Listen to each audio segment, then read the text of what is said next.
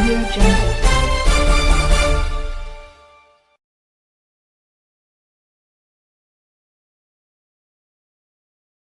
राज्यस्तरीय उत्कल गौरव मधुसूदन दास जयंती पालित मधुबाबू थे ओडिया अस्मिता नारी सशक्तिकरण और शिल्प विप्लवर पुरोधा।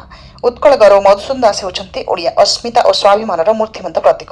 स्वतंत्र ओडिशा गठन मुख्य बिंधाणी मधुबाबू जड़े आईनजीवी शिल्पोद्योगी समाजसेवी और साहित्य संस्कृति प्राण भाव में कोटी कोटी ओडिया हृदय चिर अमर रही अतिथि मैंने मत व्यक्त कर।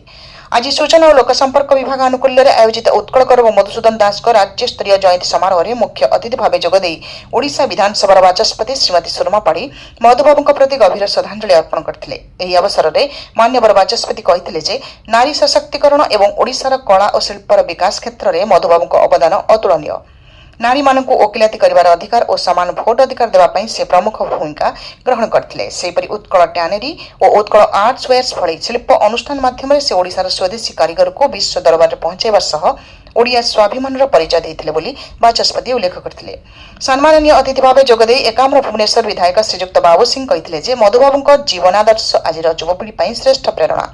स्वदेशी ज्ञान कौशल और कारीगरी प्रति जो अहेतुक आग्रह थिला ताहा आज आत्मनिर्भर ओडिशा गठन पाई बाध्य हेबा उचित।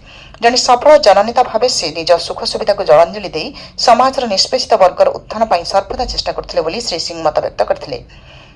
महांगा विधायक श्रीजुक्त शारदा प्रसाद प्रधान मधुबाबू अतुलनीय त्याग और सफलता संपर्क में कहले जे से सर्वदा ओडिशार संस्कृति भाषा एवं इतिहास उन्नति पर निजक उत्सर्ग करते। ओडिया अस्मिता और भाषार सुरक्षा पर मधुबाबू जो लड़ाई करते ताहा आज आम समस्त प्रेरणार उत्स हो रही। विभिन्न विच्छिन्नांचल को एकत्र कर एक स्वतंत्र भाषाभित्तिक प्रदेश गठन कर दूरदृष्टि सारा विश्व में ओडिया जातिर स्वाभिमान को प्रतिष्ठित कर श्री प्रधान उल्लेख करते।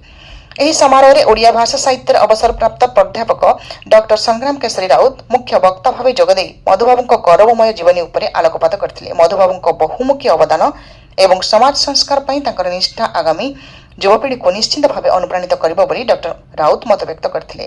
ସୂଚନା ଓ ଲୋକସମ୍ପର୍କ ବିଭାଗର ନିର୍ଦ୍ଦେଶକ ଶ୍ରୀଯୁକ୍ତ ଅନୁଜ କୁମାର ଦାସ ପଟ୍ଟନାୟକ ସ୍ୱାଗତ ଭାଷଣ ପ୍ରଦାନ କରି ମଧୁବାବୁଙ୍କ ଆଦର୍ଶରେ ଅନୁପ୍ରାଣିତ ହେବାକୁ ଆହ୍ୱାନ ଦେଇଥିଲେ।